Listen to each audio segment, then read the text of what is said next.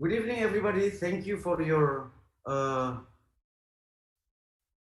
thank you for attending this evening, our evening actually, because we're in Indonesia.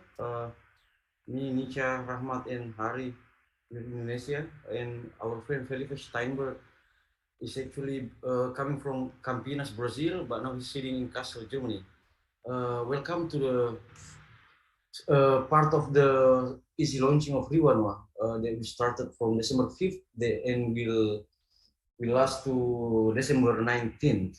And this evening, we're going to discuss about football with our guest, Nisha Harahap, who is sitting now in Medan, North Sumatra. She's a musician and also a person that really into psychology, and that's why she's now studying psychology at Universitas Indonesia.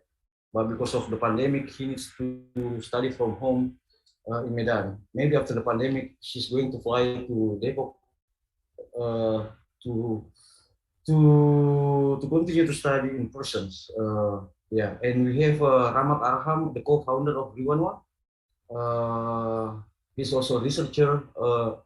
He's now also working on the Lumbung dot space, and also he's a football and film enthusiast, and also he writes many things, including about football. And we have our friend Felipe Steinberg, uh, who's now sitting in Kassel, Germany. As I said, he comes from Campinas, Brazil. He was a football player, and then he changed his mind and become interdisciplinary artist many years ago. And he will explain more about it. And last but not least, we have Hari Isra, a researcher in Riwanwa, and also a big fan of Liverpool. Uh, he's now also sitting in Makassar in Riwanwa. So and now I hit the ball to Nisha to start to this conversation. Nisha. Thank you, Pandan. Yeah, I'm so happy to be invited here in this very creative space for us to discuss about a lot of variety subjects, really. Because yesterday we were discussing about Lontara, and then now we're discussing about football. It's very diverse, but I'm really glad to be part of this. And maybe it will be a kind of probably a light and informal discussion, and we can just ask each other any questions. And maybe I will begin with I will discuss more about the social psychology perspective about football fans, about football fandom. And maybe I will start by discussing about what why people becomes football fans. And as we all know, um, there's many football fans there in the world, and then someone could be a fan of the specific football teams or the specific football players. Like myself, I'm a huge fan of Iker Casillas, even though he is already retired. And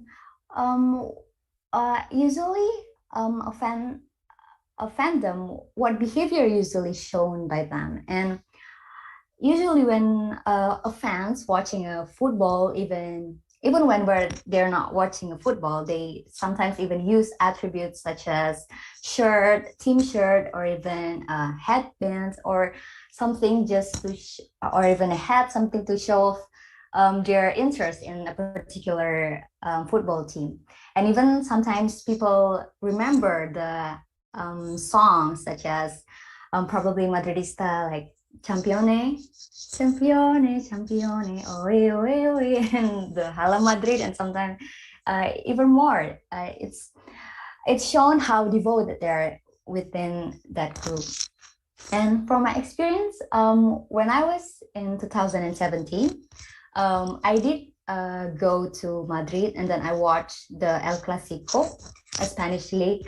And then it was a very devastating moment because Real Madrid was lost to Barcelona, from 3 to Barcelona and nada to Madrid in their place. And then I saw there the fans were they were crying, they were real upset, and they even left the stadium approximately just like couple of probably like 10 or 15 minutes to the game, but they're just like really upset, and they didn't even want to watch again because they know they're impossible that Real Madrid gonna catch up. And I saw that like someone sitting next to me, they were from Saudi Arabia and there's from Japan, and it was like people all over the place would come along the way just to watch their favorite football team play. And that's a really interesting thing about why people would do such thing. And then we might categorize a fan as someone who thinks and someone who talks about and who is oriented towards sports, even though they're not even like watching or reading some news about the sports, but they might always think about it. And someone who is excessively enthusiastic. And we can also differentiate the true fans from the spectators. Is probably the fans is more intense and more devoted within the team and the sport, and they feel more connected and they identified more with the group. And also how someone become a football fans and what makes them a fans. This will be an interesting and a long conversation, and maybe I will try to discuss a little bit from the social psychological perspective. And there's this theory about social identity. In the making of social identity, specifically a fan identity, it's just quite the same with any group identity, because a social identity is beneficial to individual because it provides them a sense of belongingness. And in this case, a fan identity, it gives them a sense of belongingness and a sense of community and solidarity. And also it could enhance their self-esteem as well. So it is quite beneficial for them. And apparently being a fan of a football team, it requires like a kind of zero effort because it's like low cost. Anybody can become a fan of a football team. And also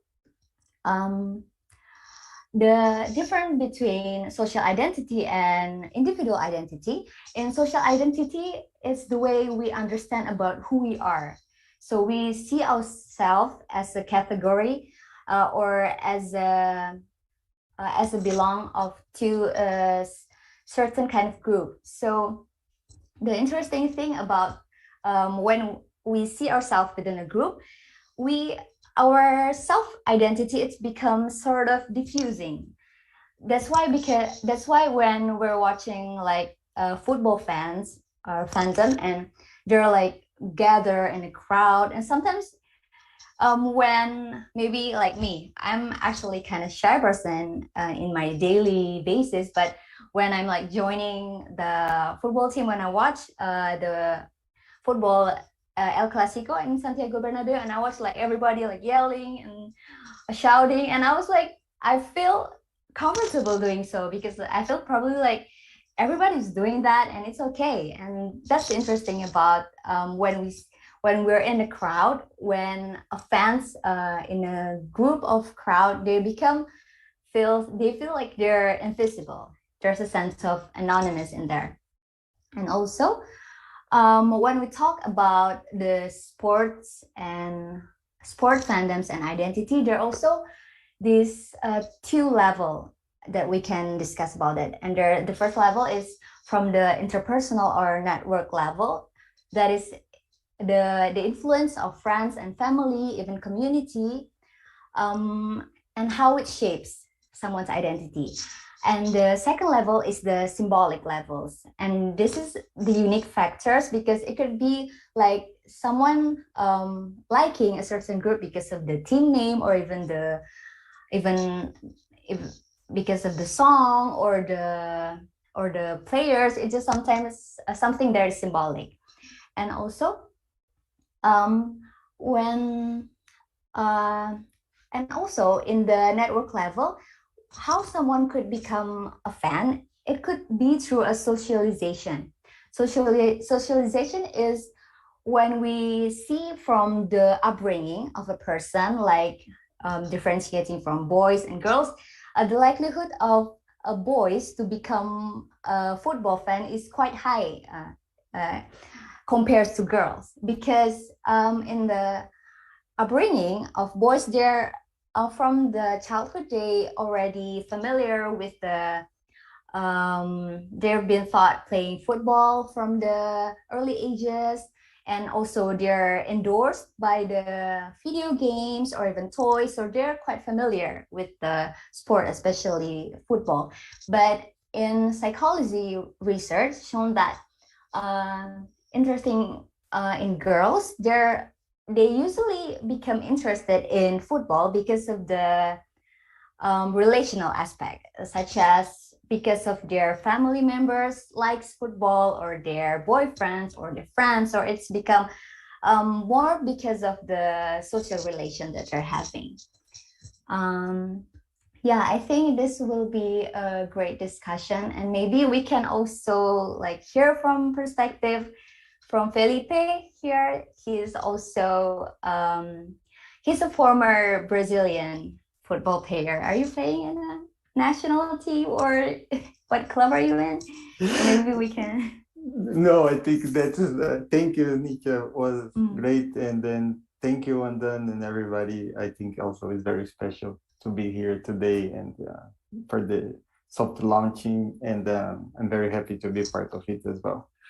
I think this is a exaggeration. I never really in the national team, never made it there. I wish, but I was towards when my early age, after like when you're 10, 12, you kind of start playing more seriously, right?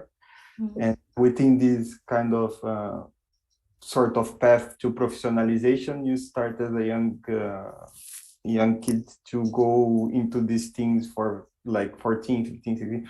And I was kind of going seriously training to that. But at some point, I just like took the direction more towards the study. Was impossible to do the two things at the same time, like unlikely in the US that you get scholarships to play, you know, for example, like in Brazil, that is, you basically, you kind of have to choose, either you play or, you know, so I don't know, was something that was start falling apart slowly because of this. But I think the perspective I want to bring today to the conversation has to do a little bit with how I related to football, which was from inside, you know.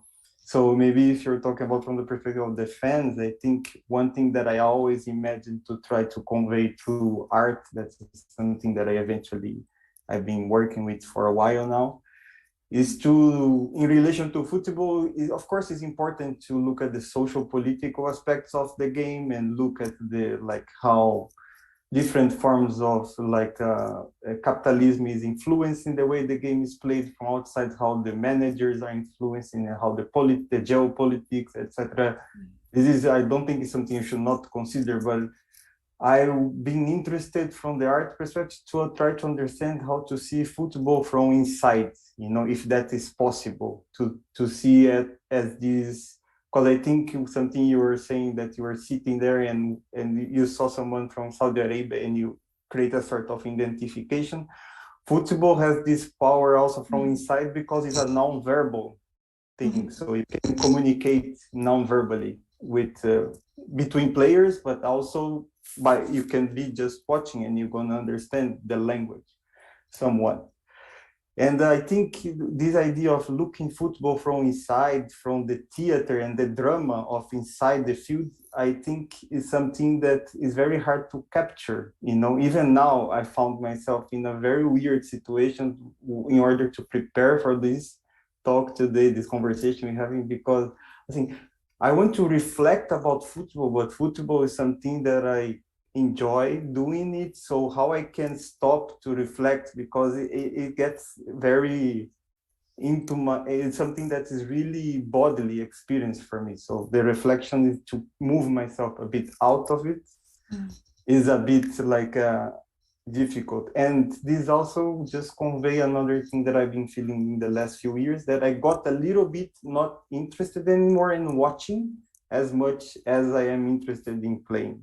Somewhat, this is something unexplainable. I don't know if it's like a symptom of how football is being shown now in like the broadcast system also is something that also we have to maybe talk about, because if you can play, you can talk about football from the betting perspective, right? From the broadcasting perspective and from this business perspective. So maybe the only other thing I want to say about the playing perspective is this idea of like, I think what makes football special as a sport in relation to the other sports, and maybe this is just a closing remark and then I will pass the ball to someone else, is this idea that what I like in football is the fact that like you have like 90 minutes, right?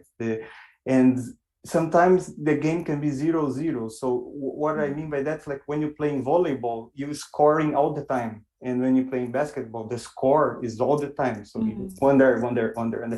In football, you have a lot of this space of emptiness and a lot of space where nothing happens. And especially if you're a player, is to play defense. When they are attacking, you kind of doing nothing on the back, and you kind of also watching the game for sometimes long periods of time. So there is this aspect of not being productive inside the game. Also, what for me is very something to look at, you know what I mean? A game that should be competitive, but there is a lot of empty spaces that uselessness, but nothing is produced also, and the game can be 0-0 in the end. So basketball never can be 0-0, volleyball cannot be 0-0. And I don't know, I think there is something inside the field that would be nice to capture, maybe.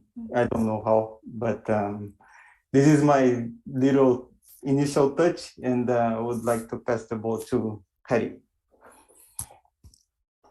Okay, thank you, Felipe and Nisha.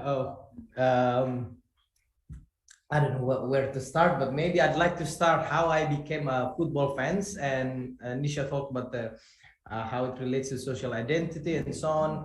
But my story is a bit weird, I can say, how I became a Liverpool football fan. So I remember my cousin, he really loved AC Milan until now. So in 2005, when Liverpool played against AC Milan in the Champions League final, I found out that okay, I need to support the club that is not AC Milan. So I have to support Liverpool as long as they can beat AC Milan, because I really hated AC Milan at the time.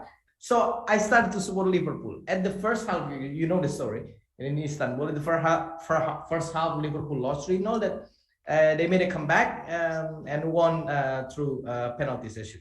That's how I started to love Liverpool. Then until for like many years, sometimes I stopped watching. Then I watched again in 2014 and became more fanatic, at least for 3 years ago. Since Liverpool was under the hand of Jurgen Klopp, I became more fanatic of a fans. And I think it's very interesting also to talk that in relation to the identity, that social identity, so it's very different. For example, with I also support PSM, but I'm not as fanatic as Rahmat, for example.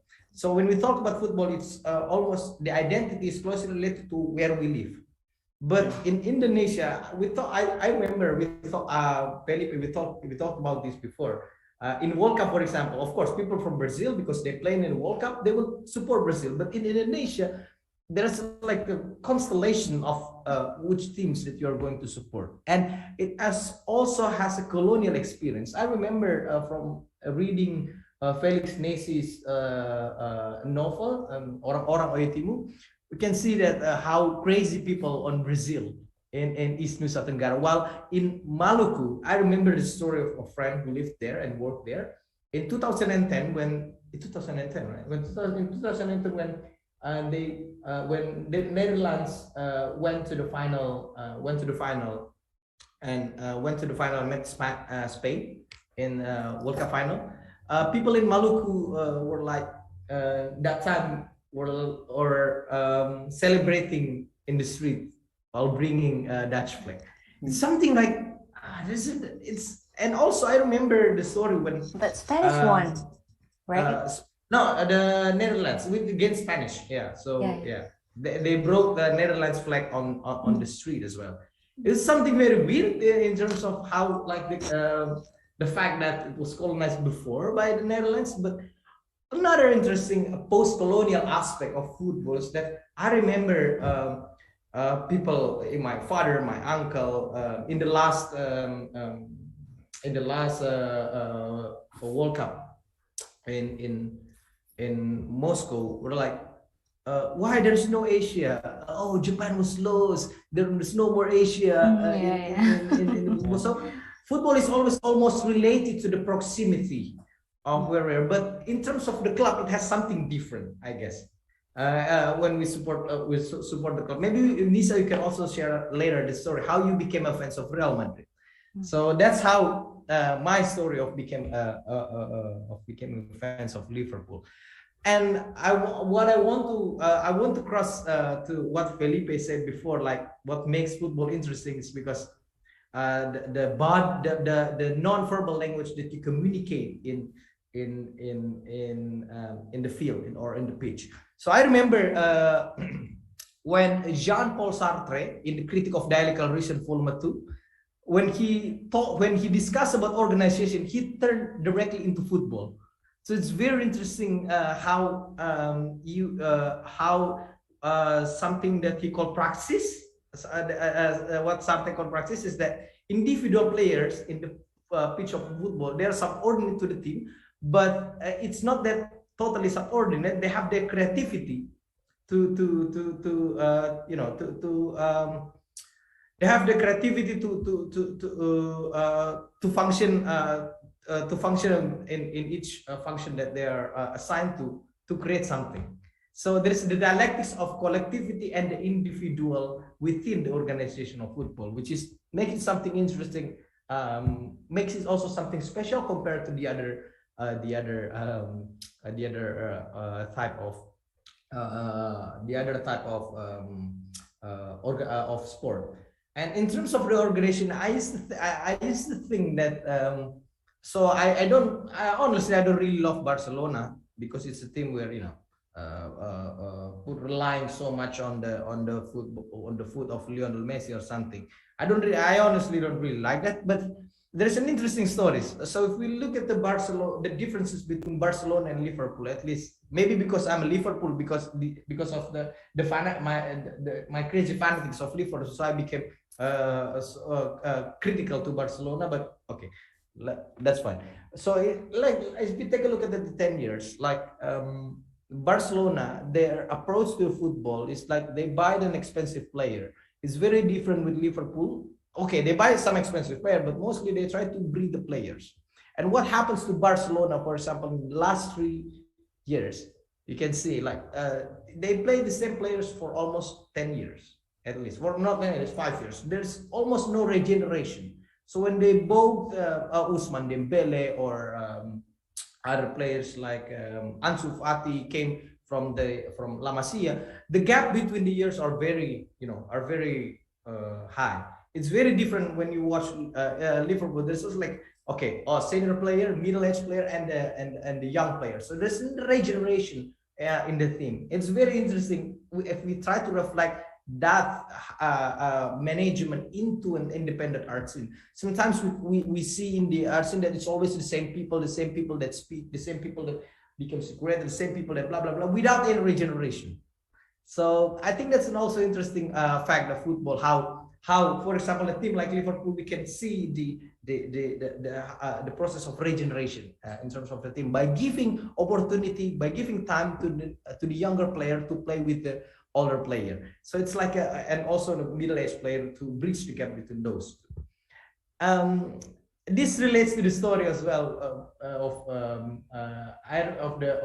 how football is played in Liverpool under Jurgen Klopp. I remember Adam Lallana, Liverpool midfield, once said this, that in gegenpressing or Jurgen Klopp style of football, which he calls it as heavy metal football, you have to play it in a collective manner. So you have to run it's about psychological thing. It's psychological. It's a mental thing. Jurgen Klopp said that when you see like the rest of the players run a lot, then you don't feel like you don't feel exhausted because you see the other people, the other people also run. So it's also about mental thing. And yes, because I think I speak a lot, and then I want to pass the ball to Rama, then we can discuss that later. Thank you. Thank you, Hari. Thank you, Nirwan Andan. Thank you, Nisha and Felipe. Lots of story that I heard, interesting. And yeah, maybe I will start why I love football. Yeah, it also be from my father. From my father that I think when I was 6 years old, like on the 7 p.m. yeah, in Makassar time, uh, he went to the stadium and I just want to follow him. And yeah, I don't know what is stadium at first, but I don't know that. I just know that that's the people that, or you can find that everybody play football and what's the meaning of football at first time. Uh, and yeah, after that I know, and yeah, it was. I try to remember what was the match from PSM football Makassar. I think versus the uh, Surabaya or Persebaya, because it was always it's always a big match from between these cities. So we have like in Sulawesi we have PSN Makassar.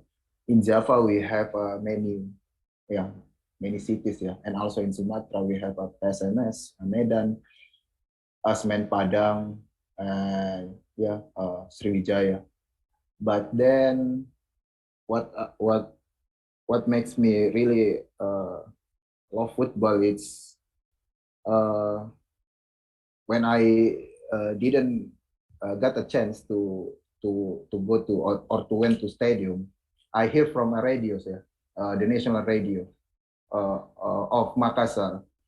So yeah, it's make me to how to imagine at first how these peoples, the names of these people that I don't really know, I don't even remember his names, and try to, yeah, it's just like, okay, I know how the football player 11 versus 11, but how to describe the sounds into the visuals, and that's why and yeah, it's always hyperbolic, yeah, the broadcasters. So you can I can hear that the balls was kicked, it's around just half meters, but if you see on the field it's around 5 meters, and that's also make people to wants to hear more. And then yeah, that also the first time that I hear that, oh, the we have football teams that all of the player is not from the Makassar or from Indonesia, and some of them come from the Latin America, yeah, especially Brazil. So that's why I learned first the first foreign players that I really love. Yeah, I really like until now. It's Luciano Leandro. So the story of him is very, yeah. Basically, he just went to Indonesia 1994 to the 1995. It was the first time that he went to Indonesia and don't know what to do because the agents that promised him to play on the Indonesian football uh, lost, and the money was stolen. So that kind of like lost in translation, of course, yeah, Luciano Leandro. And then there is I think there is some players from Brazil as well to invite him to do a selection in the past. So that's why in his career he was just spent in two clubs, PSM and Persija Jakarta.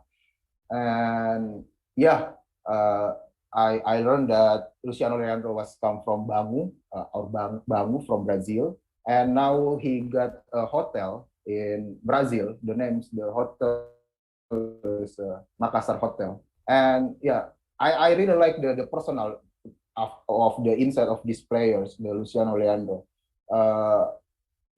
He got married in Makassar.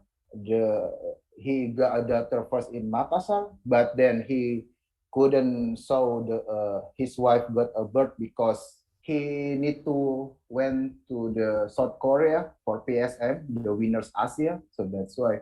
And after that, I tried to learn how this the foreign players very rare come from Europe. How come? And yeah, we can say that some of players from Brazil move the nationality from Indonesia to from Brazil, let's say, to Indonesia. And the story of how this the league of Indonesia, it's still boring to see on the TV. It's different when you see the Europe or the Europe league on the TV, but it's very different if you visit the field, the stadiums.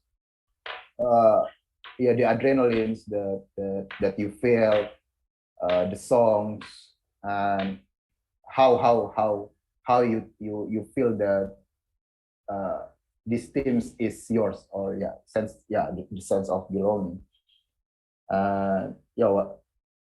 What I want to also share is about the how the Football Association of Indonesia is also came from colonialists,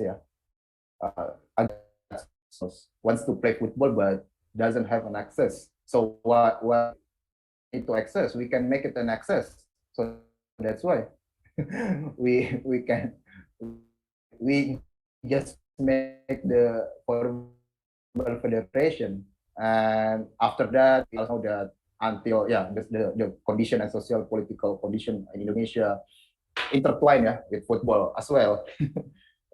Like what I think what Frank Colombin tried to wrote on the archipel I think journals on 2000s, that how the political Indonesian football. And also we have before came with this format kind of like the Europe League, or the just with the Indonesia huge country, but how can we imagine that we can play, let's say, from Sumatra to South Sulawesi, and then going back to Sumatra again? It's wasting a time. So that's why we have a format before, divide into two zones, so east and west.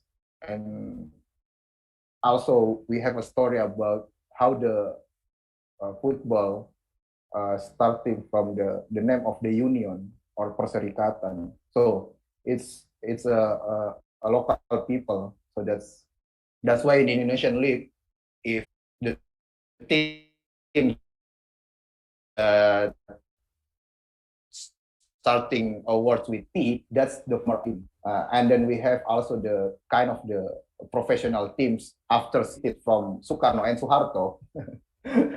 We have another league to develop a professional team rather than amateurs, because the union is amateur. You couldn't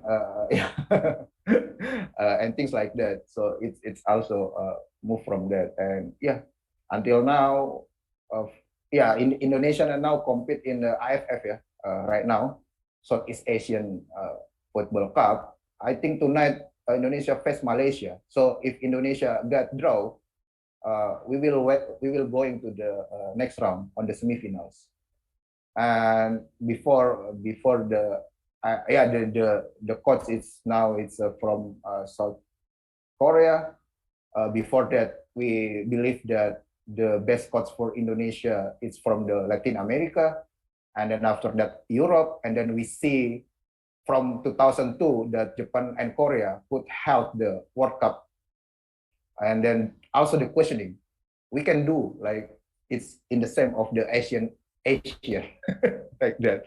So I think I think that's it, the things. And also thank you Felipe to tell about the empty space between the defense and attacks, and how funny the transfer of football. Let's say for the modern football, like Antonio Conte, that play with all of the. If you try to attack, you can doing attack with that, but don't forget to. Yeah, because I want to know, like you asked me like when was the first time I become a Madridista? Well, actually, first I wasn't becoming Madridista fans first. I'm a fan with Spanish national football team, and it was when in 2010 I watched the tournament, and then I followed on to the final, and then they won. They won like I think they won by 1-0 to Netherlands, and then I stay up stay up all night because I was like so excited. I was so excited, and then in 2010 I was just becoming a senior high, so it's like what do you call ospec? Orientation. Yeah. It was my orientation. I have to go like for school orientation, and then I was late. I wake up late because I stay up like until 5 or something, and then I wake up late and I didn't come to the orientation, and it was kind of silly. And but the funny thing is, I was like love at the first sight with Iker Casillas.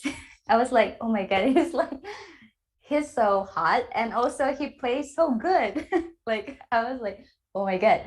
And then I follow him that I watched that he is in the Real Madrid, but I think he was like in Real Madrid until 2015, and then he left to Porto to join Porto.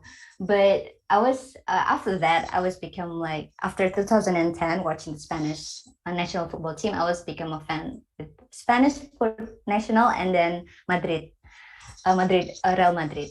But the funny thing is, my father, he was more of a Barcelona, so it was like funny when we're watching. Like we divided teams, and then because he said that Barcelona players like they're so small, but they move so fast. They're like shadows.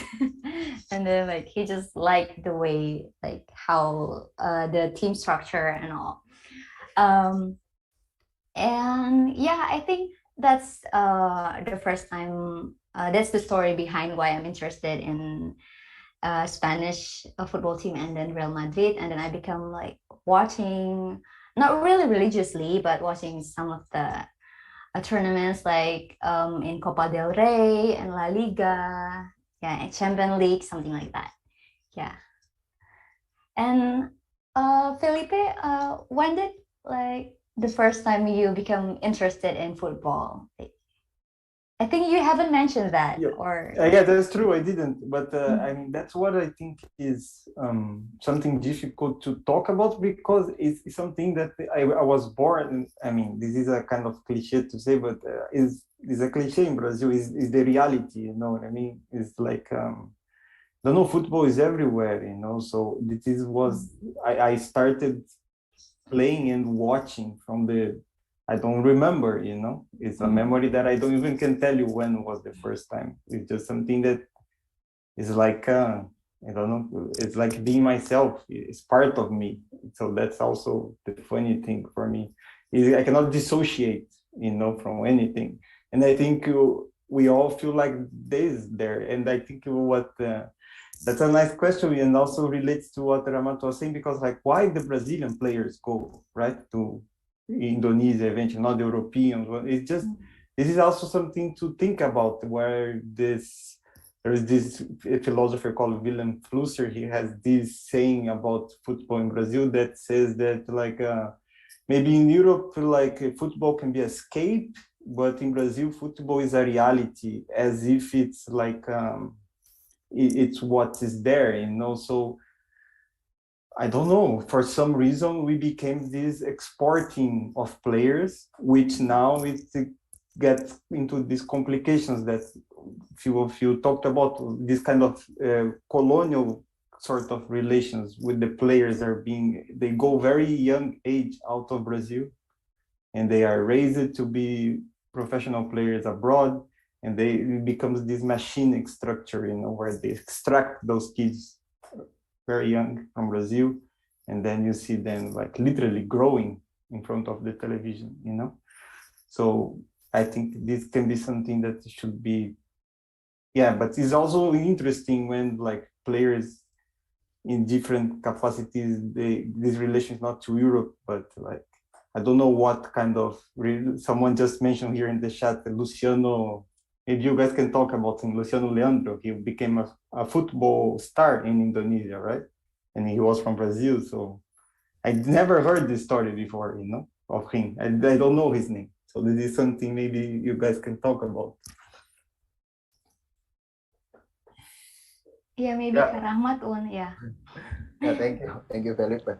So, yeah, that's the before I know the foreign players, and yeah, up until now try to research why the players from Brazil or the Latin America, because the first it's all about the money, to make the players to come with agents, and then the geographical things, the weather, it's sort of like Indonesia, and then Lucia, the players that come from Brazil, it's rarely came with just his person, but with the kind of like the communals or with others players.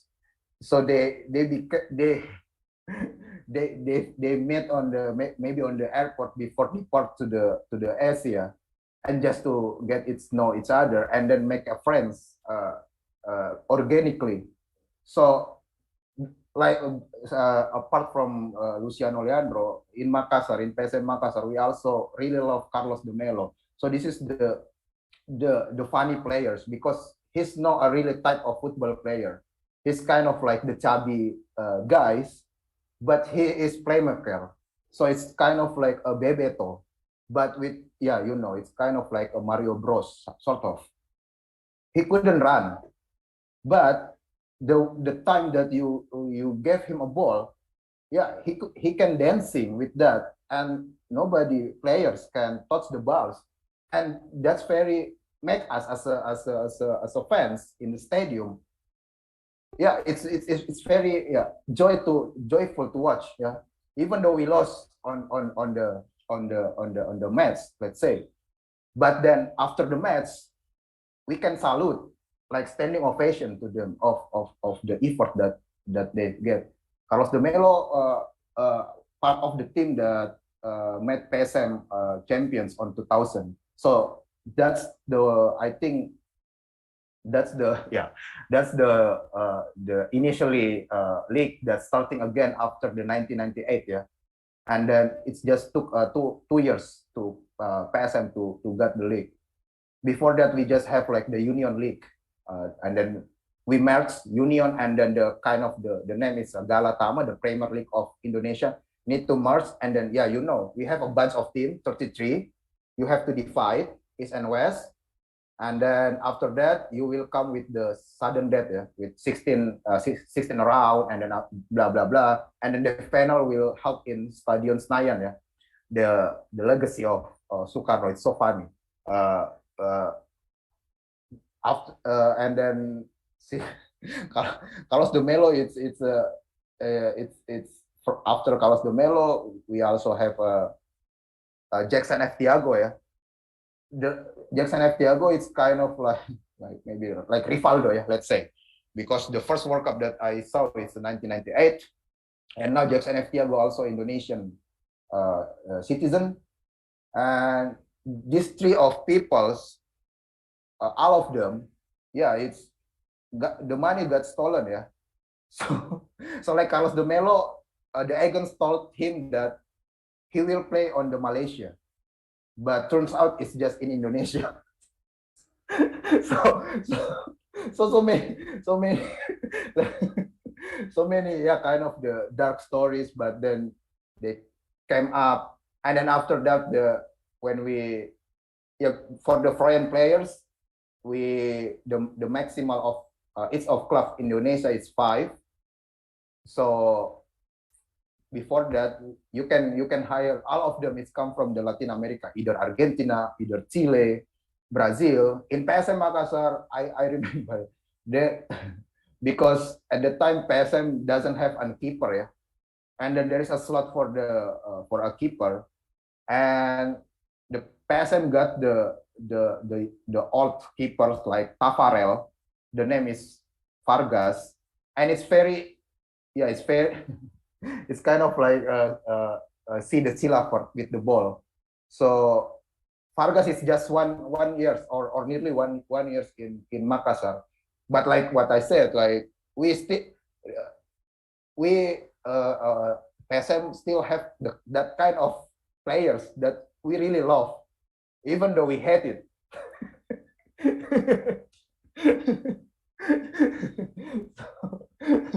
so so that's why the Brazil and the PSM Makassar, it's, yeah, it's kind of you can cannot apart this kind of the identification or identity. We have a names, the nickname with the Makassar names, kind of all of them, because, yeah, because the how they play, how their attitude outside the field, how funny this guy, how, yeah, how charming these peoples.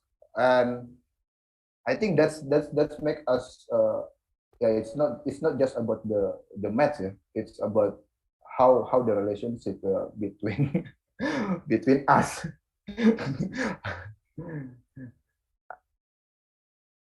Yeah, Rahmat, it's very interesting when you tell us the story about Carlos de Melo. I suddenly remember what Jurgen Klopp said again, because I'm very fanatic of him. Like when you want to playing football is like watching theater. So if you don't provide a good a show of theater, then it becomes very boring. Yeah, because you talk about the Brazilians, I suddenly remember like also Latin America. I suddenly remember there's this. I don't know, maybe Felipe, you can talk about this also.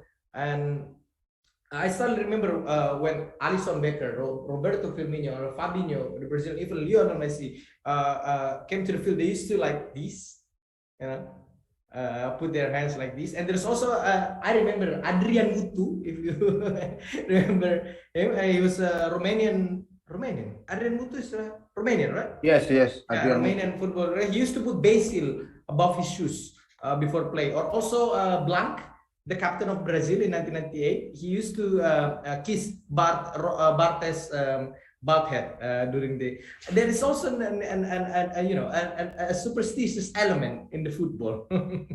A superstitious element that we can find, which for me is very interesting.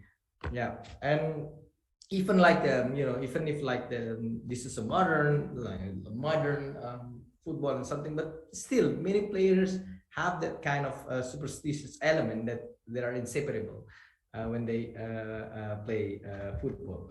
So because Rahmat also mentioned the story from the colonial era, I suddenly remember something from, I think it's from Benedict Anderson's autobiography, when it also tells the story how important football is for people in Indonesia. And maybe it's in relation to this, Nisa can also tell the history of the body in public life, in the body in public space. So when Benedict Anderson came to Indonesia around the first half of 1960s, around 1961 to 1964, he lived in around Menteng, and close to the house where he lived, there was a small a small field with grass and mud and so on. He found a group of a gang of kampung boys playing football. But what's the most interesting fact about that is that they will toss a coin to distinguish which one is playing against who. So they will toss a coin, and the lost side will put their short off, put their pants off. So they're playing without shorts, without even underwear. So and they will put their it's the boys was the age of the boys around 8 to 12, and they will put their younger sisters or brother as a goalpost. Their younger sister or brother who were in the age of crawling. So they will put it in the goalpost. So when the babies were moving, the goalpost was also moving. So you sacrifice your sisters and brother just to become a goalpost. Yeah. So yeah, thank you. And that's just want to say, maybe Nisha wants to say something, but in relation to what you said, Nisha, and what you said now, Harry, about superstition and fans, I think there was something I learned in the hard way. I also like to watch it, and I have a local team in my city in Brazil called Campinas, called Ponte Preta, that translates literally for Black Bridge, because the team started, the first players started playing under a bridge that was painted black. And it's the oldest team in Brazil, was founded in 1900s. My city is an industrial city in the outskirts of São Paulo, like 1 hour from São Paulo. And once I was in the stadium, and there is a thing as a superstition that if they are very close to score a goal, and if you shout goal before it's actually scored, it feels you're giving bad luck to the field. And usually if the guy don't score, people want to beat you up, you know what I mean? Because it was your fault, because you shouted goal before it happened, you know? So it's fan superstition. It's also not inside the field, but also in the fans, you know, level. And I almost was beaten once, and I learned it the hard way, you know, never to shout before. So. Yeah, this is very interesting about the superstition, because I think the superstitious also happens within the fans and also within the team players as well. Because there's also, if you guys ever heard about the home team advantage, people think sometimes like when they play in their home, and it will make them more lucky, and then they will score more. It's maybe because of the familiarity of the field and something like that. But there also, conversely, there's this thing, but playing in the home will make them lose, because maybe they're become more anxious, and they're more conscious, and they're maybe thinking too much about the fans and what they're hoping for and something like that. And also, yeah, superstition within the fan also interesting thing, because sometimes they don't even want to watch it, because if they watch it, sometimes like they feel like they're giving a bad luck, or maybe they wear their hat backwards. And if they, yeah, something, it's really interesting, like how people could even relate that kind of thing to winning. Yeah, it's really interesting. Yeah. What do you think, Kak Rahmat? Yeah. In relation to that, again, PSM have that the man. Yeah, we can say a Wetsman. Yeah, since I was visit the stadion Matuang first time. That before, I think 1 hour before kickoff, there is a person called, the name is Rano. So he entered the field and then went to the first one, maybe it's random, to the left or to the right, onto the goalpost, and kiss the goalpost, and then take a pee over that. And yeah, it's kind of a rituals that up until I think the last time that I visit stadium, when PSM got the Indonesian Cup on 2019. It's bunch of, because it's a first leg and second leg, and then the second leg, we face a Persija Jakarta, and we just need 1 goal to make it a draw, a tie, because it's a kind of the advantage away goal. Before that, 1 hour again, I saw Rano, and he's old but still energetic. And then, but there is some aside that goal post and then take a pee. They also he also run around through the tribune, and the spectators make applause, yeah. And this person now, it's kind of like one of player from PSM Makassar, the name is Zulkifli Sukur, take him to his home because he's kind of homeless. So that's very, very wise. And yeah, there's some article that wrote about this watchman, the Rano. Again, it's kind of like it's his sword, and then chubby, like again like a Mario Bros that I would say. And then he always wear a red shirt because that's the color of the PSM Makassar, red. And then the short pants, maybe red, and with the red shoes. So it's kind of like you have to notice this person on the field.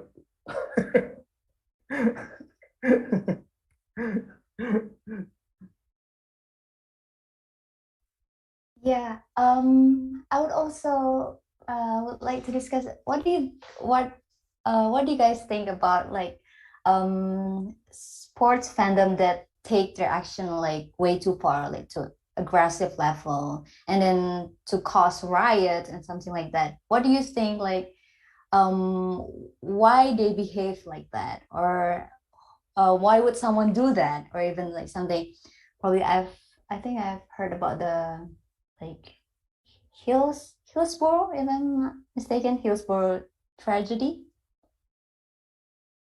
Yeah, yeah, I think it's about like the Liverpoolian and the Nottingham, but it caused riots so much, like I think like 60 people died or something like that because of the incident. And also I think why would people engage in such that kind of behavior? What do you guys think? What are you guys thought about it? Yeah, maybe you can start from Felipe. Yeah, that's a hard question, but I can talk from my own experience because since the World Cup, like Brazil start turning their stadiums what is so called, in Portuguese we say padrão FIFA, or is like the FIFA standard. So the stadium should be built in a certain way, the field should be the fans should sit in a certain manner, there should be no fences, but it's like either acrylic or like you can have the free view, because I mean, this is just to confirm that it's more becoming a spectacle than anything else. So it's all about like positioning the chairs in a way that everybody can see. Watching itself is a good thing, but I remember very well the relation I have with the stadium was like very much going to a place that was like a sort of a cage in Brazil, because like the field was separated from the fan area through a big fence, but a fence with real wires, so it kind of blocked halfway your vision, but was to avoid people to really jumping in. And the separation of fans, was a huge thing with also like my city has two big things. So when there is the two things match each other, the city is divided in two basically, because when they walk to the stadium, like they cannot meet in the street, otherwise something will happen. So the part of the fans go through the north part of the city, the other fans come through the south to enter the gates, but the gates are made before the field in an expanded area of the stadium. And I remember this feeling of going to the stadium sometimes and having this, not a fear per se, but is a place of contentious place that you have to, even as a fan, you have to, there was no market seats, now you buy the ticket and you have A2 and you have to go like it was like, it was so squeezed, and was so like, but also was very popular and very important. And now it's becoming this thing that is weird, it's going somewhere that maybe the violence is being tamed somewhat through these means, but I have a sort of also good memories of being squeezed, but I don't know, but something changed, also. And also the tickets are so expensive nowadays, so I don't know also But I don't know. I'm not really answering your question, Micha, but I think I don't know why the violence. I mean, there is a reflection of society, of course, and inequalities, and but there is so many layers that we can talk about in Brazil. And also one last thing is like the games in Brazil can be very militarized. We have a police there that's militarized, you know, and this is like another big topic. I'll not open now, but this militarization of the police is seen as this, the state is protected through legitimation of violence, and this is somewhat brought inside the field and the stadium, you know. It also, there's much more layers than this, but maybe that's what I can say about Brazil. I'm sorry if I was vague, but yeah.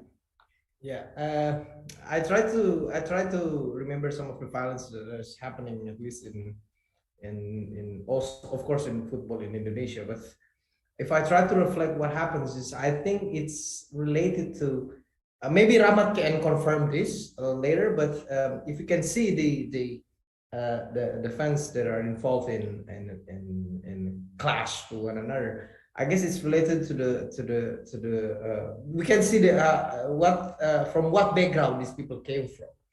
Do they have a power to express themselves in the other space?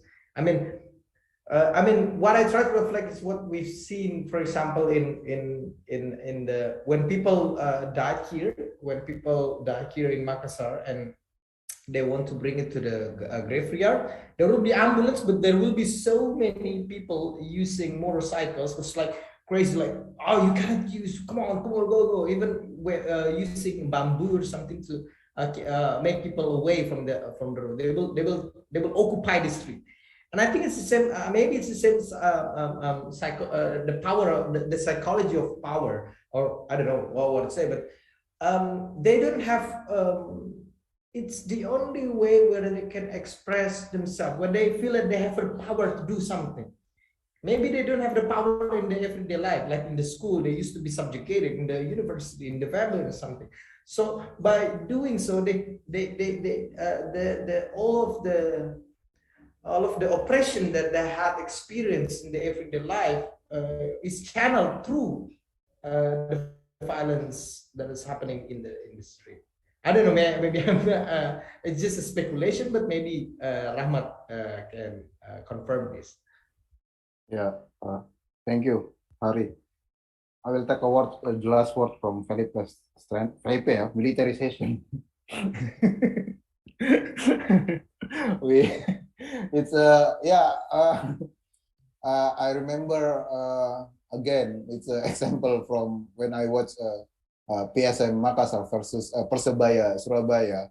I think I was 11 or 12 years old, and then, you know, the stadium, yeah, it's very full, and then the supporters that still have a ticket wants to come in, and turn out this bunch of people went to a side of field, and yeah, because it's an important match. I think it's kind of for the last match, and yeah, we see the police to make a barricade.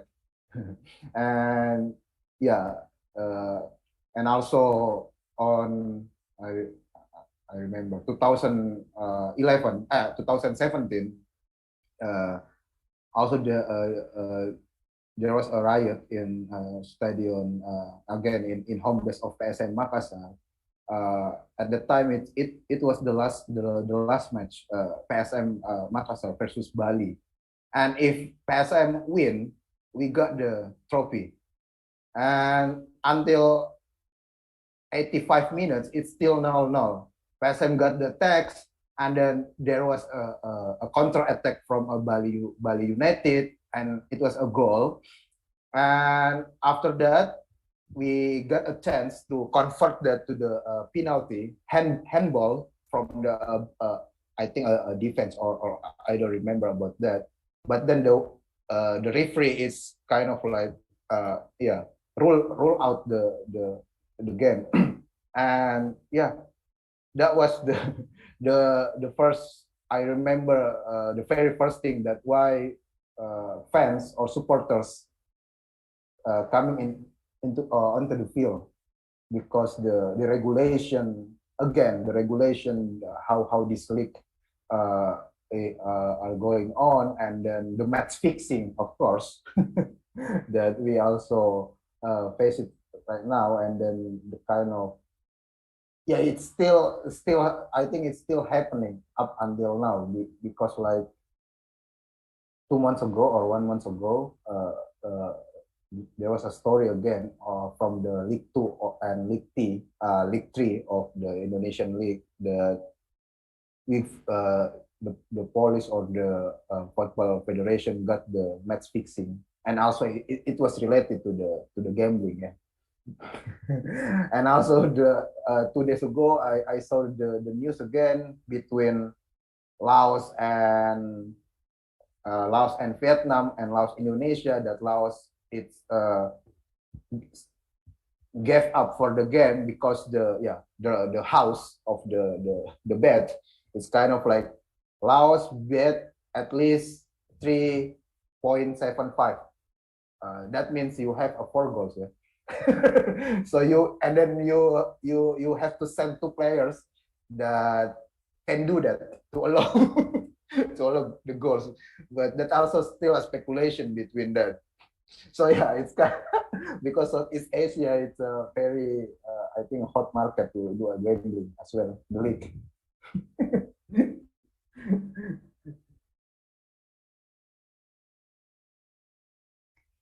Yeah, I think it's it's another I think kind of hard topic to discuss about, like why football fans could like causes riots and something like that. And I think I'm interested in what Kai mentioned. I think you were also talking about the aggression, and I think there's also a psychology theory about the frustration aggression. That's when people might become more aggressive. It's because they're feeling frustrated, and the frustration can be causes from a lot of things, and sometimes it might not even relate it to the football playing as well. So they're already bringing the frustration, and they're just like putting it out. It's something called displacement. It's not necessarily because of that, but they're just having this a lot of anger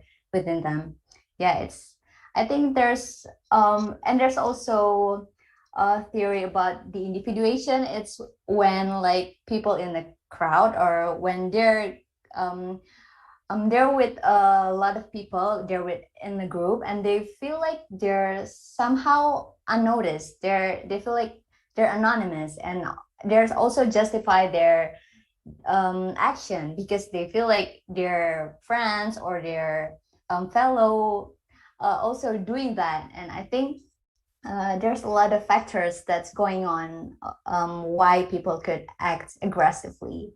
Yeah, I think we can also make that another session and we can discuss. Yeah, so this Sepak Pojok that in Riwanwa, it will be going in a regular discussion, and we can also like talk about football and its relation to art, and also to its relation to music. And I think this session will be held online and offline. So if you guys don't want to miss this kind of interesting discussion, you guys should subscribe to this channel and also follow the Instagram, because they updated everything there, so you won't miss the updates. So I think we've come to an end, and it has been a really great discussion. And thank you all for a great discussion. Thank you, Felipe. Thank you, Kak Hari Isra, and thank you, Kak Rahmat Arham. It's been a great time talking to you guys. Thank Hope you. Yeah, thank you, thank you. Thank you, thank you. Melissa. Yeah. Thank you, Felipe and Hari. Thank you, Rahmat. Thank you. Session. Thank you, Nisha. Thank you, Mirwan Andan and Nugraha. Thank you, Andan. Bye. Yeah, thank you for the production team. Bye.